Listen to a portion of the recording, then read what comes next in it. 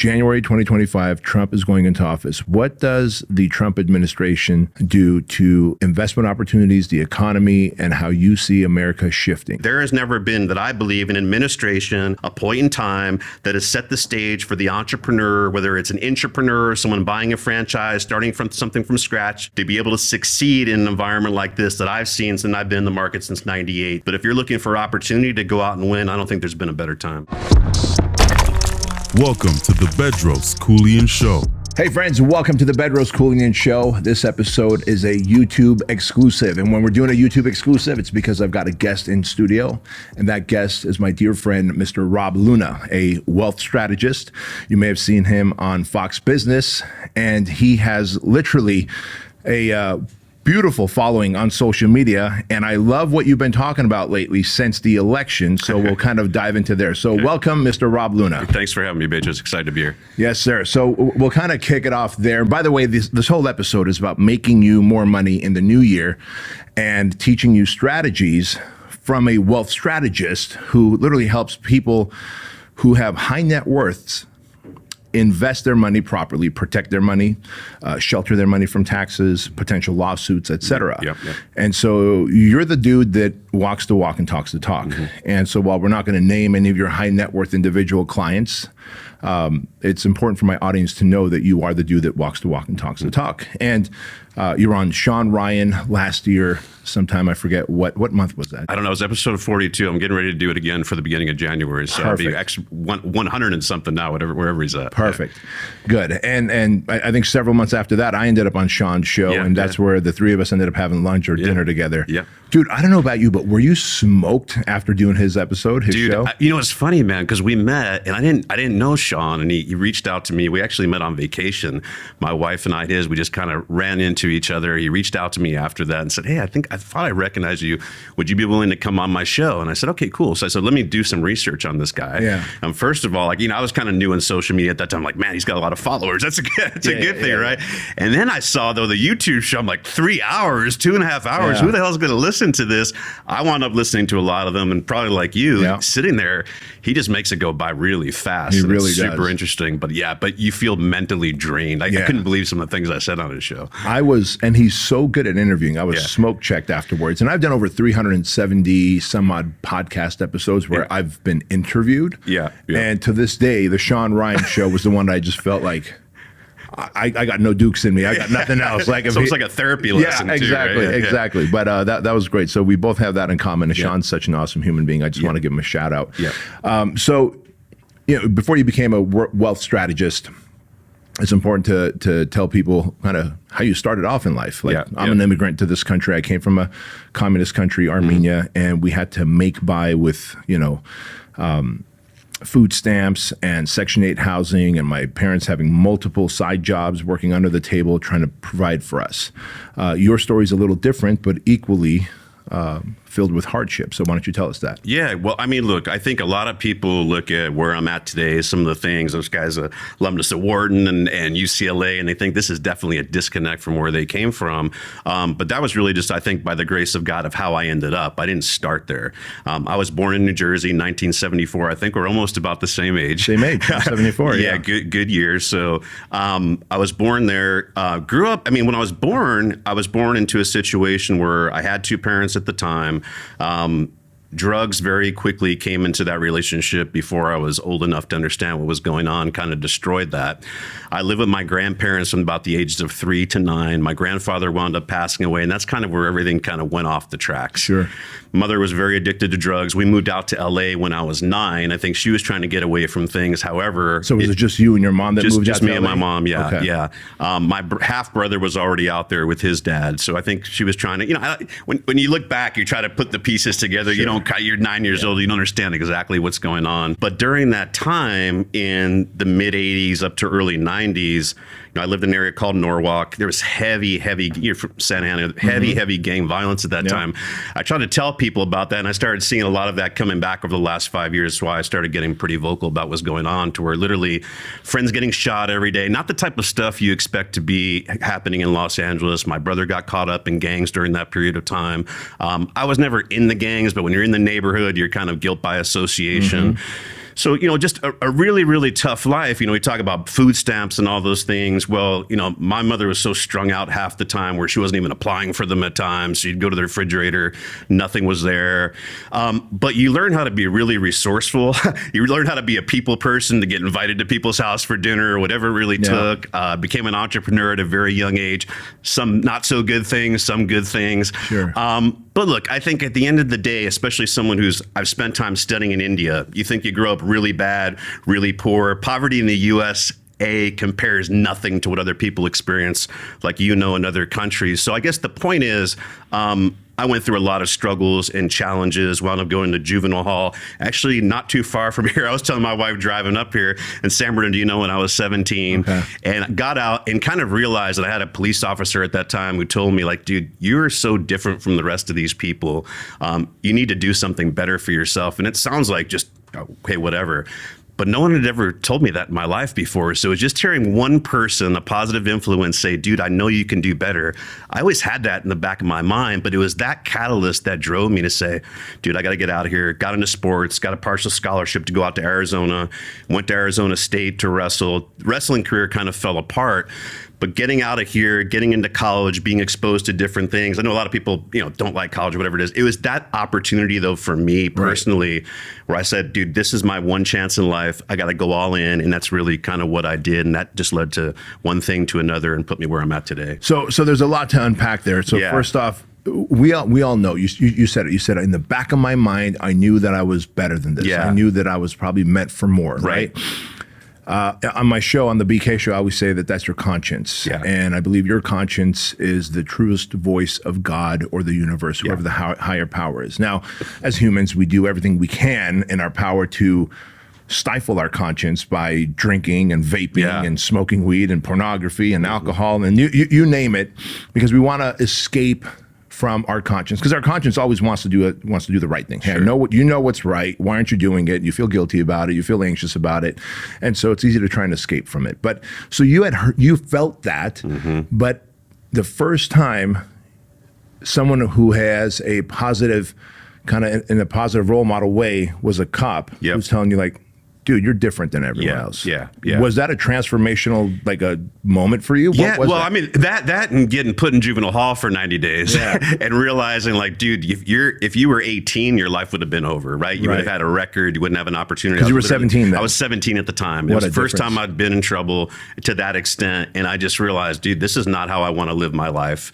It's not prison, but when you used to be on the outside, then you're in juvenile hall for 90 days and they're telling you what to eat, when to shower, 2-minute showers, those types of things. I knew, like, dude, this is not the path I want to go down. My brother was already in Folsom Prison at the time. And so I already saw what life could look like. I think that was the first time God kind of slapped me across the face and gave me a preview of what it could be unless I made a change. I was kind of talking on the way up here. I think, life for me has been full of kind of binary outcomes. And it's funny because I was listening to one of your podcasts and you talk about kind of taking the tough road, right? Not taking the easy road. And someone told me a long time ago, when faced with two paths in life, always take the path with most resistance. Again, it's just one thing I heard in my life, and I always try to put that in perspective. I think that was the point in time where I didn't really want to go to college. I didn't want to do a lot of those things, but I made decision after decision after decision to do the tough thing.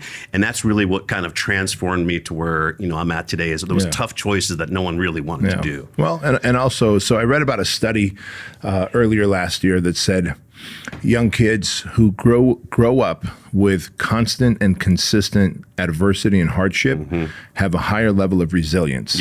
And I think both you and I have that in common. Obviously, dad escaping, mom being on drugs, then you're having to move with grandma and grandpa between the ages of 3 to 9, and then you move across the country to LA. Now you're around gangs and you're around people who are making you feel like you're lesser. There's constant adversity, and that has taught you resiliency. And oftentimes when I put out my episodes, Rob, of the BK show, every now and again we'll get comments on YouTube that, well, that lucky you that you had both parents. It's like, all right, well, I had both parents, but I'm living in, like, garbage apartments, right? Being beat up by gang members all the time because I'm the foreigner. I can't speak English. I can't understand the language. And I realized the more adversity that I've experienced in life, the better I was able to overcome hardship as an adult. And I see that for you as well.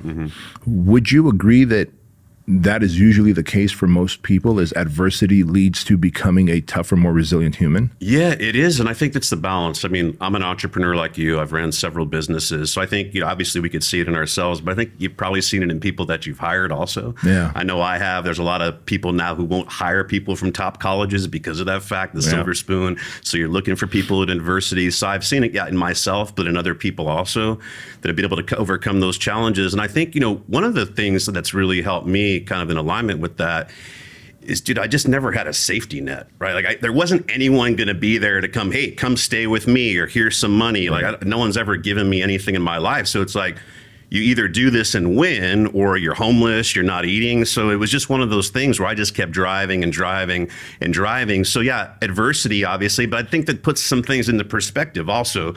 We talk about business challenges, some of these things. It's like, dude, I didn't have food. Dude, I had my friends getting shot. I talk about a story where I was driving and a bullet, like literally I could feel the heat go through my back window through the front windshield. You got trumped. Yeah, exactly. Actually, he got hit a little harder than I could just feel the heat. I didn't bleed. I got trumped. So yeah, it was really familiar when I saw that. I was like, wow. So, I mean, that's, true adversity. Yeah. So when you talk about the challenges of business and having to work on Sunday, or some of these things that people get upset about, they don't have almond milk at Starbucks, and their days ruined. Right. It's like, I think that adversity, those challenges, when you could take that and apply it to the world of business, for example, really helps you. Yeah, I agree 100%. So, I really wanted to stress that point home, because every single person watching or listening to this episode right now has experienced some kind of hardship. Yeah. And maybe they didn't come from a communist country like I did. Yeah. Maybe they weren't raised by a mom who was strung out on drugs, and dad was absent. But there was some level of hardship, and that hardship could either be an excuse and an anchor that you're going to use to pull yourself down, or it's going to be the excuse and the reason that you're going to succeed despite the hardship. And I think it's a choice, right? At the end of the day, we made a choice. You and I made a choice. We could have gone down the path of being shitbags and continued to end up basically ruining our names. Or, hey, despite this, I'm going to become somebody, because at least one person believed in me. And the one person that believed in me was my mentor, Jim Franco. He was a personal training client. And he was like, why are you working here at LA Fitness making $12 an hour? I'm like, well, I'm not a rich person like you. I can't just go open up my own personal training studio. And he was like, well, I wasn't rich. I started, and he told me his story, and he very much like you and me, he had adversity in his life. His mom and dad were always together, but he had adversity in his life. He had gone bankrupt 3 times trying to start up as an entrepreneur. And so I was like, holy smokes, like everyone who's been successful has got a story. And anyone who hasn't been successful usually hasn't taken the risk. Right. I think the risk is a necessary recipe for success in anything you do. And so once I realized that, I was like, I think that's a formula. It's a formula. So I wanted to stress that to my audience, because you have to make the conscious choice that I'm going to take this thing that happened to me, and despite it, become successful, instead of because of it, continue on the path of being a loser. The big promise to my audience was that, hey, as we're entering 2025, and it's currently December 2024 right now, I want my audience to understand I want to expose them to a world-renowned wealth strategist. And obviously, many of them right now don't have the capacity to hire someone like you. They're not like the elite wealth yet, right? I'm blessed and fortunate that I've got a lot of wealth, that I've got friends like you, and I'm connected. And so I want to bring you into my ethers and expose you to my audience. So if we've got audience members that are 18 to, let's say, 40, 45 years old, and some of them are entrepreneurs and they're just, maybe a few years in. Others are like ambitious. Hey, I want to be an entrepreneur. And some are, hey, I'm an entrepreneur. I don't want to take the risk. I'm going to work for someone. I'm going to be a second in command, or I'm going to do run someone's ads or copy, or I'm going to be a key role in someone's organization, get paid well, but I'm not making the millions.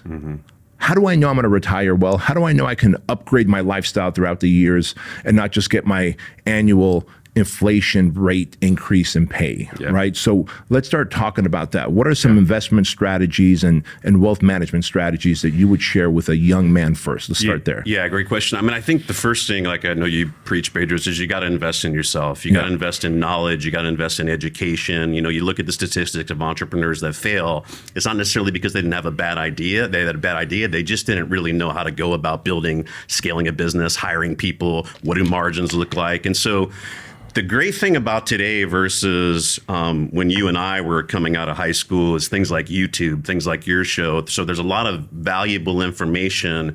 What I would say is find that information from people who have actually been there and have done it versus these people who are all of a sudden 19, 20 years old and telling you how to be entrepreneurs and haven't had some of those mistakes and failures.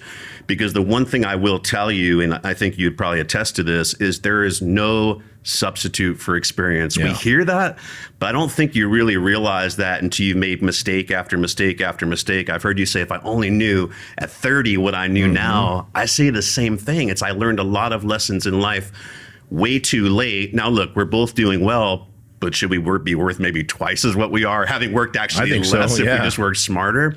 So I would say is seek out and find information that applies to the things that you're trying to do. You know, I talk about focus, clarity, execution, and accountability. Let me break that down a little bit.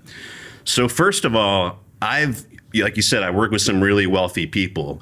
That doesn't mean they were doctors, lawyers, athletes, although I've worked with them. One of the wealthiest people I've ever worked with created a pallet company where, you know, the forklift goes into it, and he all of a sudden got this one client called Home Depot one day, which absolutely changed, it was actually in Ontario, changed his life, created generational wealth. I had another client who was probably worth $250 million that started a string of pest control businesses. So I think this idea, I do believe in having passion about what you're at, but I think people spend too much time trying to find that passion. Where I've found what people find passion in is winning. When you win at something and you're really good and you become better at everyone else and everyone seeks you out for that expertise and knowledge, that all of a sudden creates passion. So don't think it's got to be some pet project that you find out, or I love fishing, but I don't know how to make money in fishing. So that's not what I use. But figure out where you're trying to go in life and try to find the people, information, knowledge, resources as soon as possible to get there. Last thing I'll say about that is, and I know you kind of talk about becoming an expert. There's a guy named Dan Kennedy. I'm not even sure if Dan's around anymore. But he is. Okay. One of my first mentors, actually. Was he? Okay. So you probably heard of his ACE strategy, authority, celebrity, exclusivity. And I latched onto that years ago where I thought about authority. Okay. And you think about authority. When celebrity exclusivity kind of comes out, that how do you become an authority in something? It's repetition, time after time, mistake after mistake. And I think today, too many people try to pass that, go over authority and become the celebrity right away on YouTube or anything like that. And they don't want to put in the time and the repetition to really get there. So what I want to tell you is figure out what it is you think you can be great at. Start developing that at 18 if you can, because it's really going to take you until you're 26, 27 to start to be great. But however, if you wait till 30 or 40, it's going to be 50 to 57. And really align yourself with knowledge, information, and resources to put in that work and help get yourself there, mentors and everything as soon as possible. I agree with you 100%. No matter what it is that you want to do, if you want to become an authority and an expert at something, it is going to take you a decade. No matter what you do, it's going to take you a decade. And a decade is going to go by. People go, oh my God, a decade. It's like, you know, one of my favorite quotes was people overestimate what they can achieve in 1 year and they underestimate what they can achieve in 5 years. Absolutely. Right? And so imagine what you could achieve in a decade. If you go from 18 to 28, like now you got the world by the nuts, by the nuts, because you have acquired so much experience, and there is no substitute for experience. As you said, you've got so much experience, so much authority. You walk into a room and you exude confidence. It just pours out of you because there's a look in someone's eye. There's a swagger in someone's step when they have walked the walk and talked the talk versus someone who's, you know, maybe bought a social media following and then paid for the blue check mark and then went to their little bio and put in all the right words. It says you're a guru, an expert, a thought leader, and a best-selling book because you found some weird, obscure niche inside of a niche inside of a niche on Amazon, right? You know, and I'm a bestseller in some obscure category. Shut the fuck up. and I say that because all that effort could have been spent on just 5 to 10 years of experience in one subject, and then you become a subject matter expert. Absolutely. And once you have the authority, everything else falls into place. And celebrity and exclusivity is a byproduct of that. In fact, it's because of that I literally have deals that are handed to me. And You're right. I was telling a dear friend yesterday, I was like, there's deals I have to say no to. So I'll give you an example. Last year, I finally got into jujitsu. And yeah, I've seen you on social media. It looks pretty tough to beat. oh, You're bro, giving yourself. I'm about as bad as they get, right? And what I realized is about 4 years ago, so I do these stupid 6-week challenges. Okay. I call them stupid because many a times I reluctantly go into a challenge because I choose something I'm not good at. Yeah. Like, I'm a big dude, 6 foot, Yeah, 230 pounds. I would always say that God's built me to lift weights. And truly, I think my core foundation is to lift weights. I can move heavy weights. However, I was like, I wonder what it's like running a marathon. Like, why do I even care about that? I have no idea, right? Exact opposite of lifting heavy weight. Yeah. And then I decided that I'm going to hire a running coach, and in 6 weeks, she's going to make me a great runner, right? And so not like 16 weeks or 6 months. I'm like, I have 6 weeks to run the San Diego Marathon. Give me a program. And she's like, all right, you paid for it, so here you go. And so I've done, 6-week challenges doing. Did you do the marathon? I did. San Diego Marathon, rock climbing, surfing, guitar lessons, salsa dancing, improv. All of them are 6-week challenges, 3 times a week for 6 weeks. Rock climbing was scary because I was afraid of heights. Yeah. And bro, let me tell you a funny story about that. So I hired this guy named Josiah, and we went to Joshua Tree. You know where Joshua Tree is. You're from Southern California. Yeah. And so he goes, all right, man, here's your helmet. Here's the shoes. These shoes, they stick to the side of this rock wall.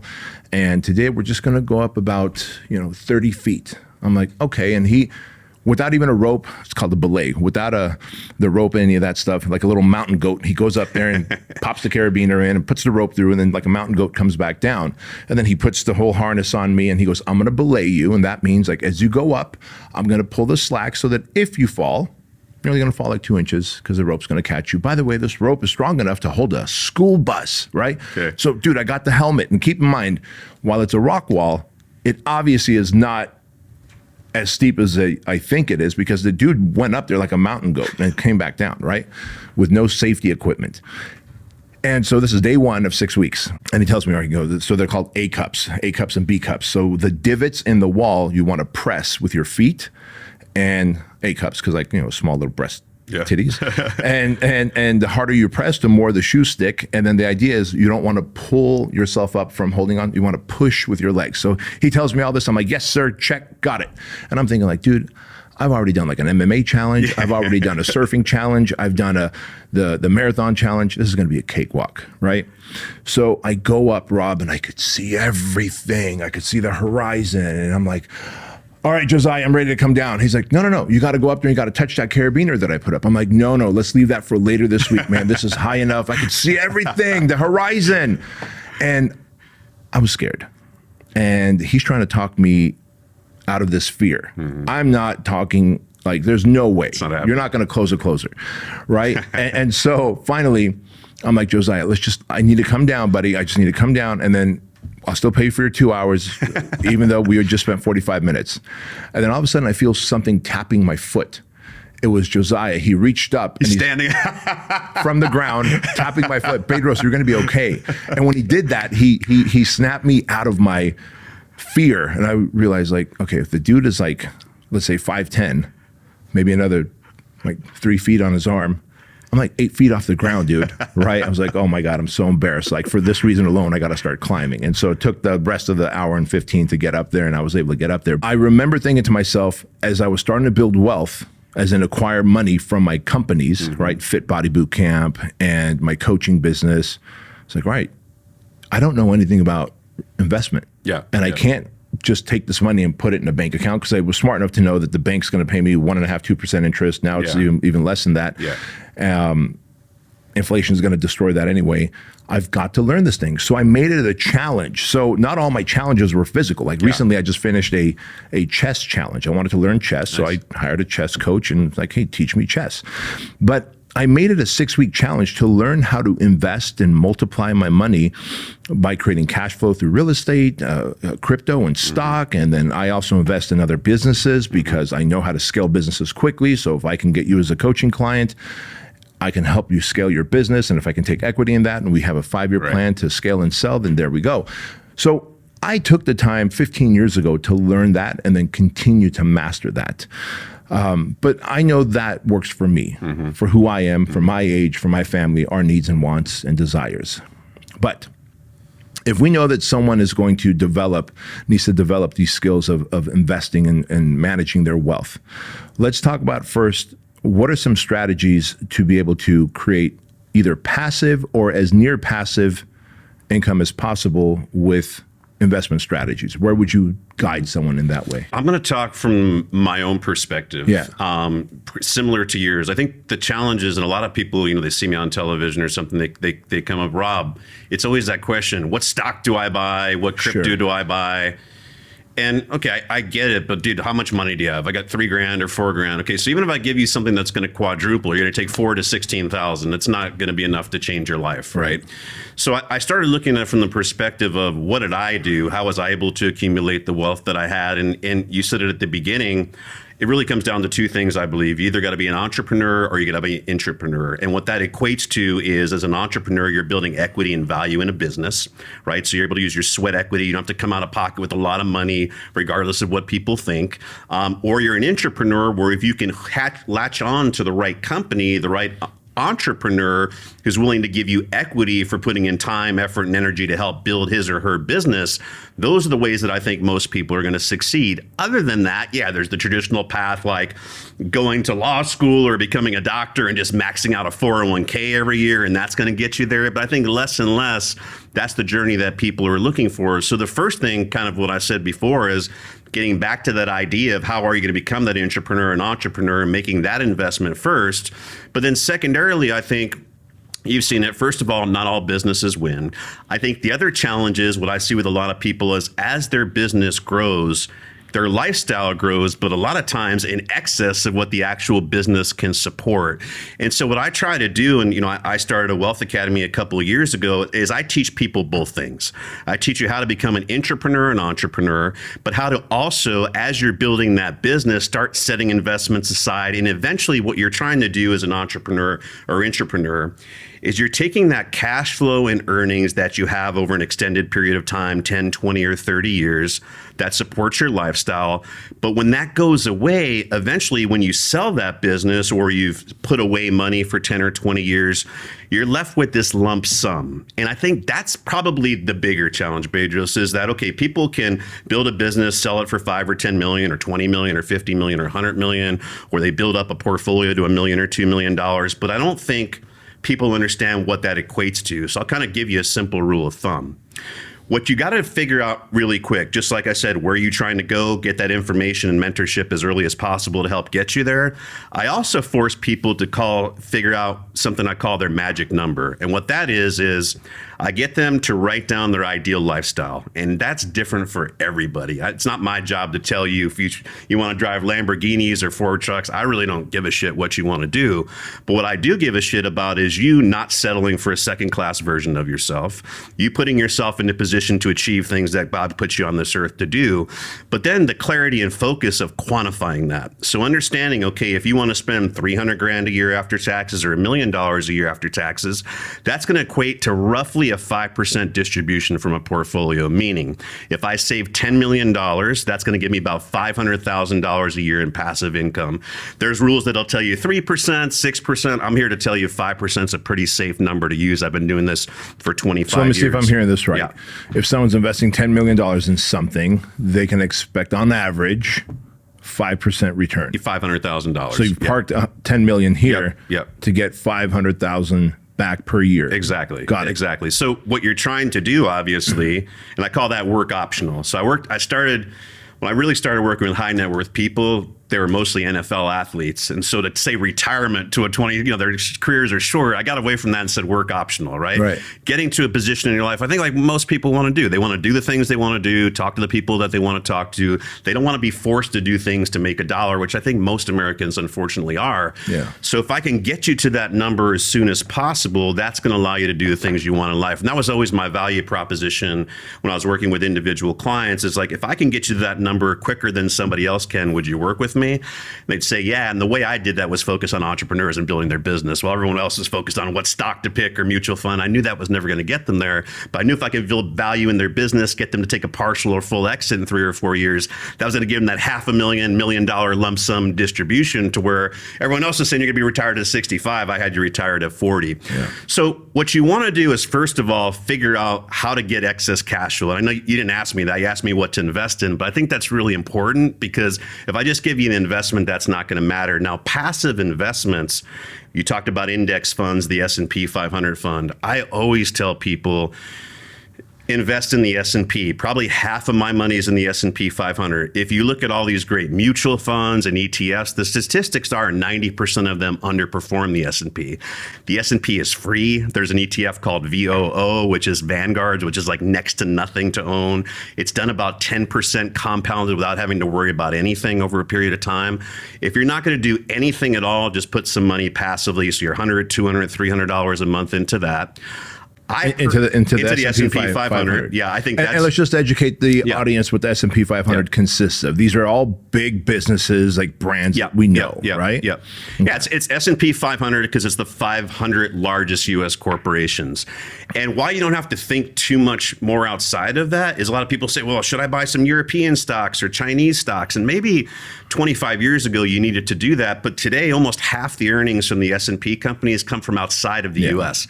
So you get all that exposure in just one name, and I've never seen anyone not do well by just investing in the S&P.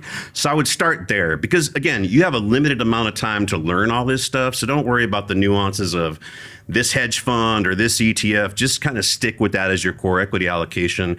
I personally, at this point in my life, really like private equity. What is private equity? Those are just small businesses. It's a fancy name for your business, my business, the pest control guy's business, barber shop, whatever it is.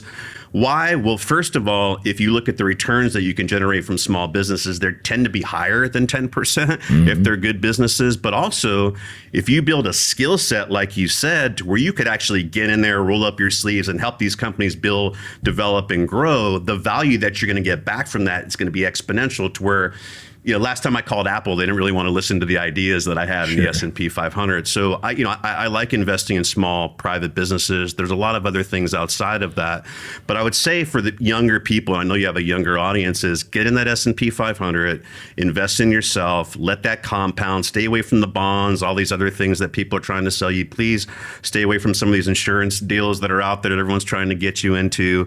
Talk about that for a moment, because that is pretty prevalent these days. It is, and we don't necessarily have to drop names of any, but let's talk about that. Let me just tell you briefly the difference between, let's just call it permanent life, which you guys have maybe heard of, universal, whole life, these things, which the thing is, this is what the wealthy do and all these great things about it.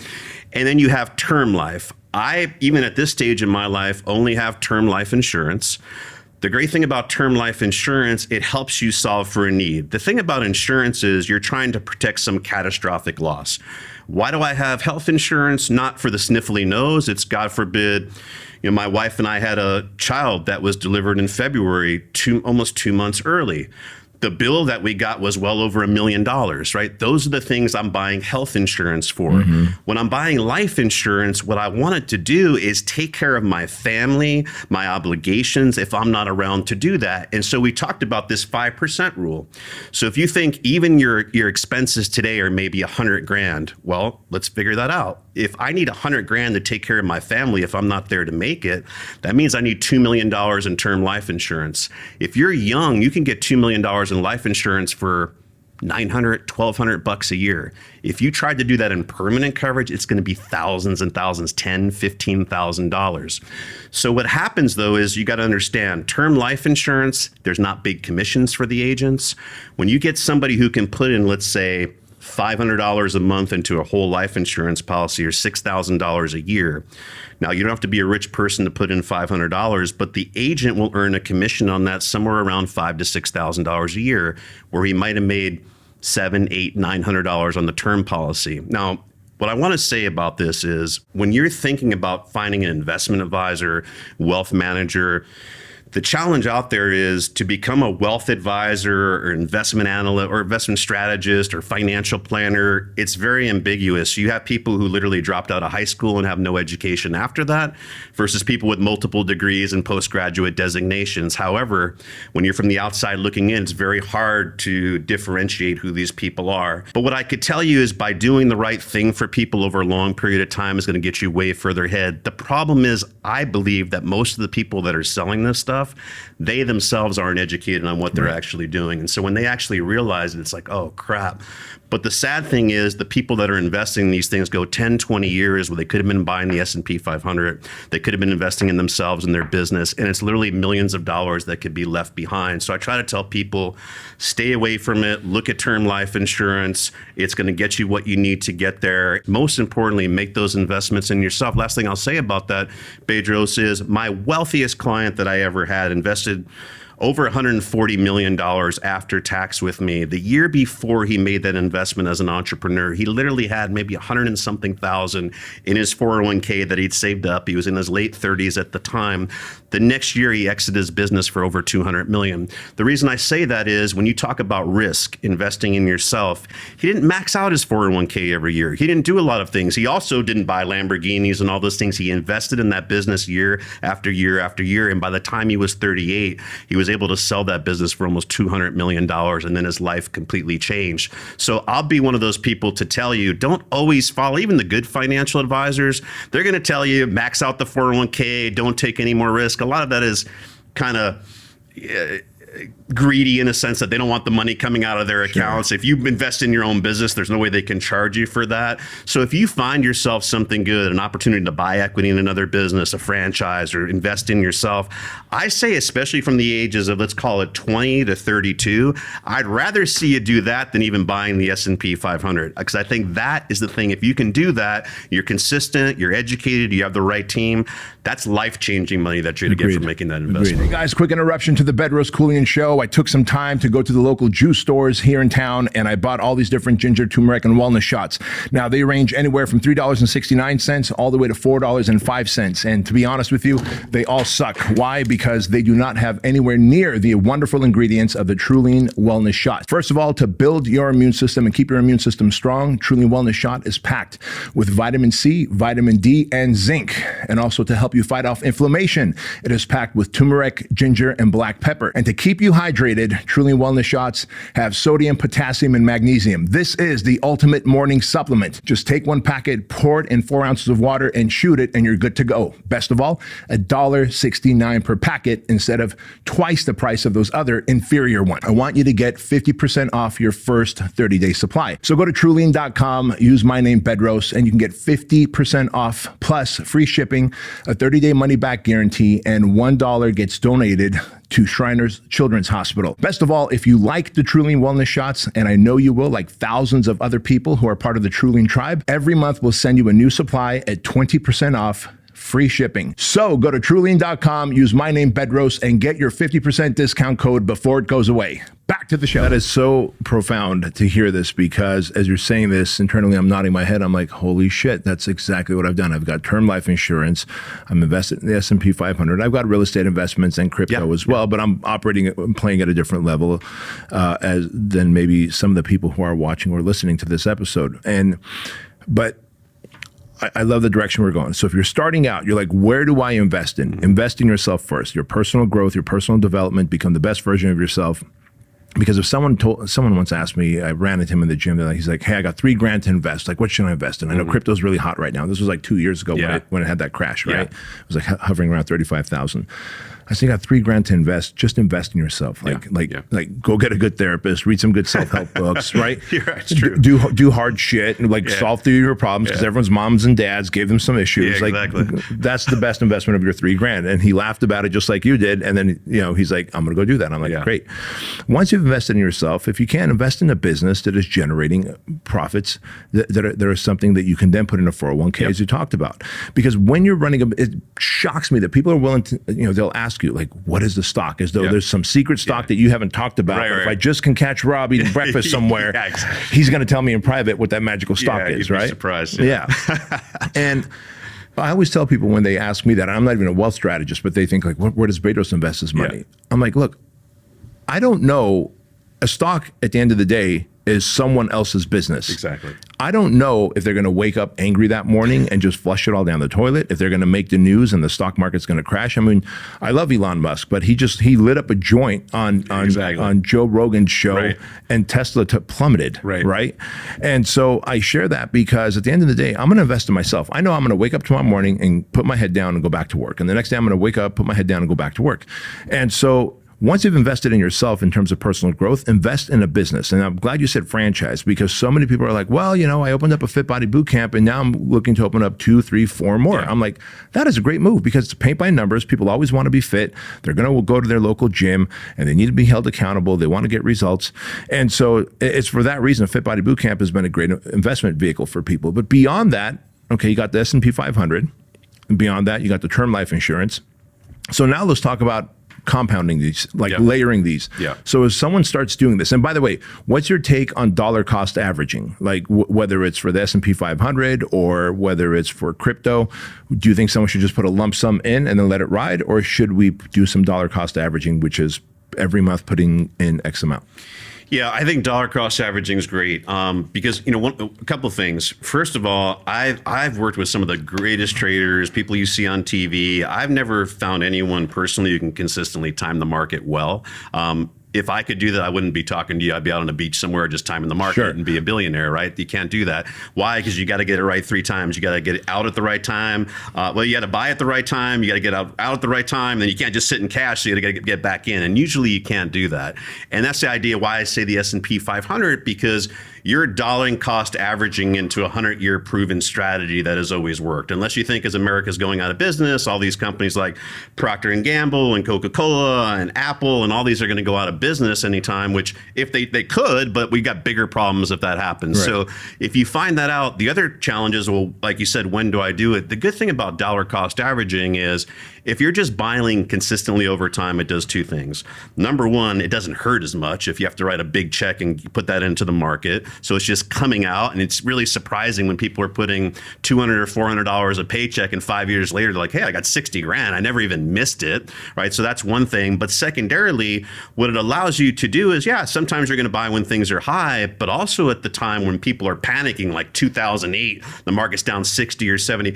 Those purchases that you're making continually on a regular basis, you're actually buying more and more shares. And what I try to tell people is when you're young, you actually want bad down markets. Why? Because it doesn't really matter if you're making money in this year or that year, because the facts are you're probably not going to touch it for 20 or 30 years. Now that's a problem when you're retired, because now you're doing reverse dollar cost averaging, so you have to change things up. But you actually want to buy as many shares as possible. So what that allows you to do is put money in continually when things are going down, and you're actually buying yourself more shares. The key there is don't let psychology get to you and say, oh, it's 08, we're panicking, or it's COVID, or this president just got in. Like, those are the points in time when people are most fearful, is when you should actually, if you're going to do anything, I'll say, people call me and say, Rob, I'm really worried this is happening. How much are you putting in a month? 200, put it to 400. Yeah. Until you feel good about things again, then cut it back to $200. That's usually the best thing to do. I love that. I'm glad you talked about the FUD factor, fear, uncertainty, and doubt. Yeah.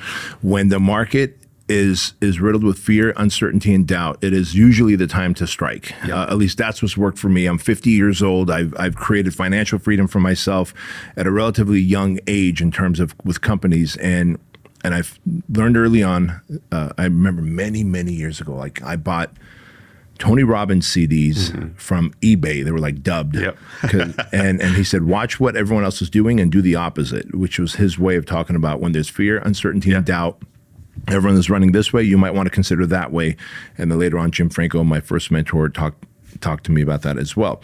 So now that we know that, the dollar cost averaging, and by the way, those of you watching and listening, don't just think that every week that you're just going to write a check or do some kind of go in there and manually transfer money. Set it up to be automatic, right? Absolutely, yeah. Set it up to be automatic where no matter what, the money is going out. Just like you're not writing your monthly check to Netflix or Amazon Prime. It's just going out of your bank account. Yeah, any of the brokerage firms now, whether it's E-Trade, Charles Schwab, it's called an ACH. You just go there, you put, even if it's $50, just put something on autopilot to where maybe the day after you get paid, $50 transfer out automatically. Same concept as your 401k at work.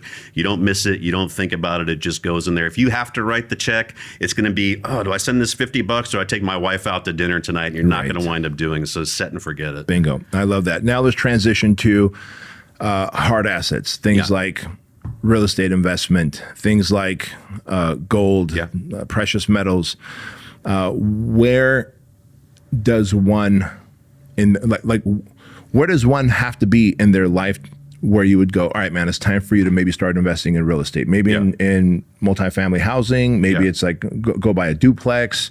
What about precious metals? Let's talk about that. Yeah, so I mean, my information and knowledge is going to be what I believe, right? So this might not apply to everyone. I bought my first house when I was 19 years of age. It was a $56,000 house. I told you I went out to Arizona for college. It was in an area called Mesa, Arizona. And it was kind of the same thing we're talking about. I wasn't investing in stocks at the time. I was in school, but I was forced to make that mortgage payment every single month. So I was buying equity in that home. And I think I wound up selling it a couple years later for like $80,000. So it was the first time I had a check for like 30-something thousand. And did you have a tenant in it or did you live in it? No, I just lived in it myself, right? Because everyone else was renting near campus and I was like, hey, I can buy a house. And it was actually less money than what you guys are paying for rent. And I wound up building equity in that. And so a lot of people say, don't buy a house. I actually believe the opposite, right? Because if you look at the wealth in America, about 80% of it is actually tied up in people's primary residence. So if you remove yourself from that equation, you're an average person, you better be really, really good at something else. So I actually believe in doing that for a few reasons. Number one, it causes you to build up equity in something where if you're not disciplined, you're going to do that. But I also, like I said, I bought my first home when I was 19. I've owned homes all my life, with the exception, my first marriage, I got divorced. I rented for a couple of years. It was the worst experience I had in my life. Not being able to hang a picture where you want or get a dog where you want. I mean, the idea of just being able to put your head down at night, know you can do whatever you want with your house, and not having someone else saying, hey, I think my brother-in-law wants to move back in, you get out. I remember people short selling homes in 2008, the landlord, and they had to move somewhere. I just like control of my own life. So I believe buying a primary residence, and a lot of people say don't do that, but you got to think who's saying that. They usually want you to invest in their real estate or something like that. Buying a primary residence, I believe, is something really good, tangible asset. Gold, the problem with gold is if you look at gold over a long period of time, it hasn't really done very well. That's just the truth. Now, you might be able to time it in periods of time, but it's done significantly less than the S&P 500. It's actually done worse than the bond market. So I think if you want to hedge it for inflation, that's good. But, you talked about Sean Ryan. I think Sean and I, met a few years ago. We become really good friends. And it's just like any relationship and experience. If they're good, you turn people on to different ideas and you learn from each other. And so I learned a lot from Sean to where, I look at it kind of like we said, the S&P 500. If the market gets that bad, if the economy gets that bad where you're worried about the S&P never coming back, we've got some big problems that are going on out there. And so you think about hedging for catastrophic events. Like, I don't know what a bar of gold is going to do. I want to own things like land and ammunition and cattle. And so that's kind of my hedge when you think about real assets, to where if the world really did shut down, all the electronics shut down, artificial intelligence takes over, how are you self-sustainable? And so I kind of hedge myself with things like that. Other than that, I'm all in on the equity market. I'm all in on America. I'm all in entrepreneurism. And that's worked out really, really well. And if it doesn't at some point in time, I want to be able to have those types of assets to back me up if I need to. Makes total sense. So you are pro real estate in terms of real estate investment? Absolutely. Because and I like investing in real estate too, if it makes sense. Yeah, for sure. Absolutely. I mean, historically, we haven't seen a time where real estate doesn't continue to go up. It's had its share of crashes, like the stock market. It always comes back. Right, but it does always come back. And it served me well. I've got both commercial and residential real estate. estate investments, and they've served me well. Let's shift gears to obviously the digital currencies, because right now Bitcoin is on a hell of a run. Right. What is your take in terms of all types of cryptocurrencies? Is that a good place to bet? I guess maybe. All investment is a bet, by the way. At the end of the day, all investment is a bet. Right. And so is crypto a viable place to invest for someone? Where do they need to be with all their other investments for you to feel comfortable to give a client advice on investing in crypto? Can you walk us through that? Yeah, it's a great point. So I think, first of all, you got to figure out, what are you investing for? And I think that's what a lot of people don't do. Hey, what do I buy? Well, what are you trying to do? I'm trying to buy a house in 3 years. Okay. I'm going to probably give you different advice than if you're looking to retire in 20 years, right? Because who knows what's going to happen with the stock market or crypto or real estate for that matter in 36 months. But if you have 20 years, I'm going to give you some different advice. So now if we're just talking conceptually about over the next 10 to 20 years, I want to build a portfolio of wealth and I want a diversified portfolio with a little bit of everything in there. Like you said, it's all a bet. But those are different bets. If you're betting on Apple, it's different than betting on your friend's technology startup in his garage. Now, that could have more opportunity and upside than Apple. However, it can crash and burn and go to zero. So when you think about that, I started in this business early in my career for the first 2 years as a risk analyst. So everything was about not losing money for the firm. And do we let these people borrow on margin? And what's the market going to do? And the whole worry and my job depended on not losing any money. So I always have that perspective. And I could tell you all the fancy types of hedging derivatives to use out there and all those things. However, the biggest thing that you can do to protect yourself from a downside is position size, right? So I always tell people, if you put 5% into something or any one stock, for example, and you look at the S&P 500, if that stock goes to zero, which any stock can go to zero, no one thought Blockbuster was, Lucent Technology, I can go on and on and on. General Motors went to zero before they repriced on the market. If that goes to zero, how long does it take to get back to even? 6, 7 months, 8 months. Now, if you put half of your portfolio in something and it goes to zero, well, 50% down means 100% upside. You got to double that money. That could take 8, 10 years. You usually don't have that part in time. So when you think about all these investments, yes, you want to take risk. Yes, you want to speculate on what do you think could be that moonshot, whether it's cryptocurrency or a small individual stock or a private company. But I would say is understand that positioning. So my kind of rule of thumb for that aggressive type of stuff, and I would put cryptocurrency in there. And I'll tell you, I know some really smart people. I know how to analyze things. No one knows what cryptocurrency is worth. It's kind of like the dollar for that. It's not to beat up on crypto. It's fiat currency is the same way. It's worth what people believe it is, right? At the end of the day, gold doesn't back the US dollar anymore. So if people lose faith and confidence in the dollar, that could crash just like crypto.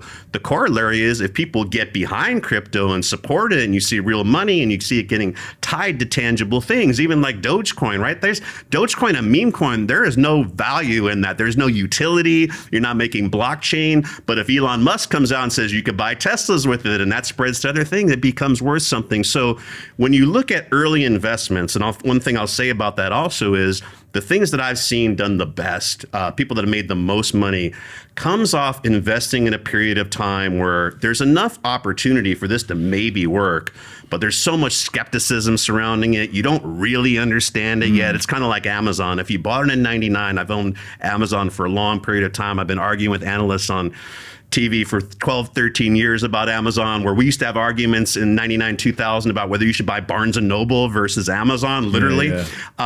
If you bought it in 1999, 2 years later, you lost 90%, 90%. However, from that point to 10 years later, you're a multimillionaire from a $10,000 bet. So I would say crypto, I believe, is one of those things right now where there's huge opportunity. We don't know exactly how it's going to work. We don't know exactly how the winners. We do see institutions getting behind things like Bitcoin, so that might make sense. But I would say to that is put in money that you can afford to lose with the idea, hopefully you don't lose it. I don't think Bitcoin's going to zero. But I would also say is why I don't personally like Bitcoin. This might, it's not because I don't believe in Bitcoin. But back to my point was Bitcoin's already out there. It's in ETFs, it's in institutions. Is that thing going to skyrocket 1,000% in the next 2 to 3 years? Maybe. But I think there's some validity around some of these other coins. I don't want to necessarily get into this individual coins because then Rob's going to say, oh, hey, that's the coin I want. But what I would say is look at some of these smaller coins where there's opportunity. I like some of the ones that have a finite supply, even if it's a higher supply, like Bitcoin, where you can't go past that, where some you can continue to print. And what I would do for that allocation, maybe buy a little bit of Bitcoin. But again, this is speculation. You're trying to hit home runs, grand slams. While Bitcoin has done really well, I have small companies that have done better over the last 6 to 12 months that I feel a little bit more confident in than actually Bitcoin has. But when you look at, I'll say XRP, I don't have any small companies that have done better than that one or some of the other little ones out there. So what I would say is between 5 to 20% in these types of assets. Now, the older you are, it should probably be 5 versus 20 for someone younger. But again, if you're going to speculate and you're going to take risk. Don't go for what everyone else is doing. Go for what might be that next best thing. And people who bought Bitcoin 7, 8, 9 years ago and everyone said they were an idiot and a lunatic, well, I think they're the ones that are, as long as they held on to it, that are laughing now. So that's kind of how I look at crypto. I like that. I like that perspective. And so you just touched on something you said. If you're going to invest, you said you had a small business that has been doing better than Bitcoin. So let's talk about that. How do you vet out businesses that you're going to invest into? Yeah, I mean, you talked about it earlier. You said, I don't want to necessarily, when I invest in other businesses, I'm worried about the CEO or other people doing something like lighting up a joint on the Joe Rogan show. And I always tell people that is, businesses, everyone I think when I was younger, I used to think the government was a bunch of smart people who made efficient long-term decisions. And then you realize, that's obviously not the case. But it's the same thing sometimes about businesses. Can't get into particulars, but I wound up selling my business to a few years ago to a very, very big financial institution. And I kind of thought, well, hey, these are really smart people who are going to grow and scale it way better than I can. And then I looked back and I was like, wow, these are just people like me and some not as good as me. And at the end of the day, if you don't have the right idea, number one, you talk about solving a problem for people. And I believe you got to solve that better, more quicker, more efficient, cheaper sometimes than other people can. If you can't do that, but number one, have the right people to be able to execute on that promise, it's never going to work. So I'm a big believer in the idea, but not as much as you might think. I think there's a lot of problems to be solved out there, and there's a lot of good solutions. However, the biggest challenge, and I work with primarily entrepreneurs these days, is finding good people to be able to execute. So when you find those good people, number one, as an entrepreneur, overpay them, do everything you can to keep them incentivized. That's why I believe in equity is a really big thing. People want to come to good businesses and build them if they take advantage of ownership and exiting at some point in time. But secondarily, as an investor, I'm always looking at the people. What's their track record? What have they done? Do they have the capability? When you talk about I consult a lot on incentive compensation structures. Are they incentivized the right way to stick around? All those things, I would say my number one thing that I invest in outside of the business or idea is the people that are behind it and who are going to execute. Gotcha. So even if you find like a small business like here in town, the guy, maybe he cuts your hair. Let's say you're a barber. He cuts your hair. He's like, hey, you know what? I'm thinking of leaving this barber shop where I just paid for this chair and I'm going to open up my own barber shop. And I'm going to rent out 10 other chairs. Rob, will you be an investor? What do you say to that guy? How do you vet him out? Yeah, it's funny because I think, my wife and I moved about a year and a half ago from California. We live in Nashville, the area now. And I can't find a good barber out there. In the LA area, there's tons of good barbers. I came back here. I'm like, wow, I got to go get a good haircut. And so I've told my barber, hey, if you want to move out there, I'm willing to invest in you. There's a huge opportunity. Why? Because, again, that might be what I call a micro business. Maybe they're netting $200,000, $300,000 at the end of the year in net profits. But it's like, hey, if I can make an investment in that, I'm getting 30% of that, an extra $60,000 off of maybe my $150,000 investment in perpetuity. Well, that's a pretty good ROI.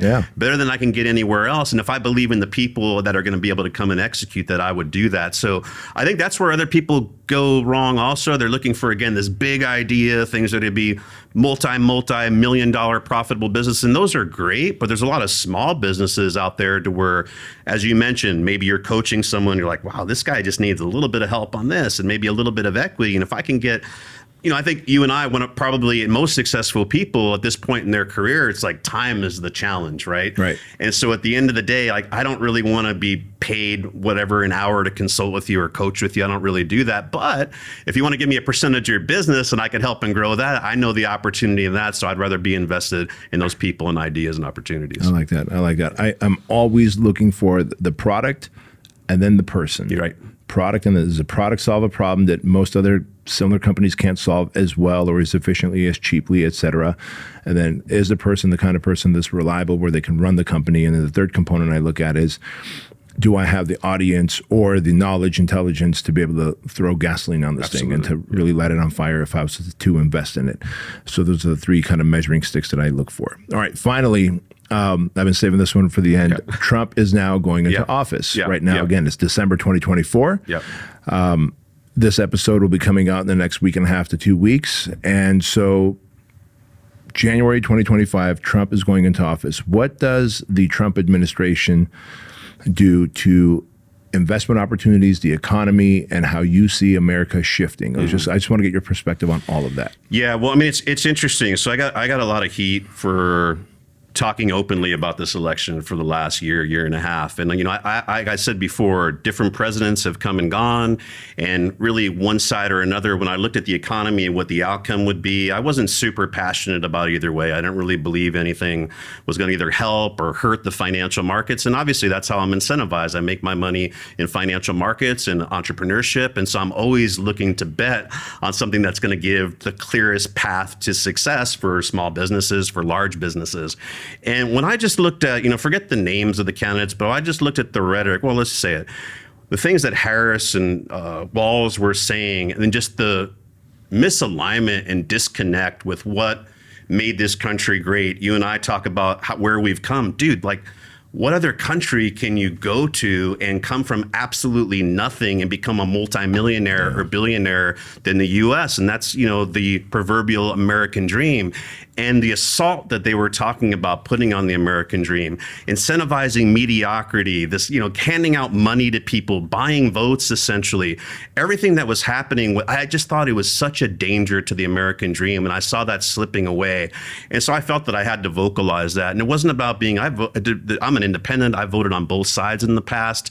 But when I looked at the policy that was being set in place, from taxes to regulation to everything that was going to make it harder and harder for the American dream to come to fruition, I had to speak up against that. Now, that doesn't make me a huge advocate or fan of Trump. I'm actually not.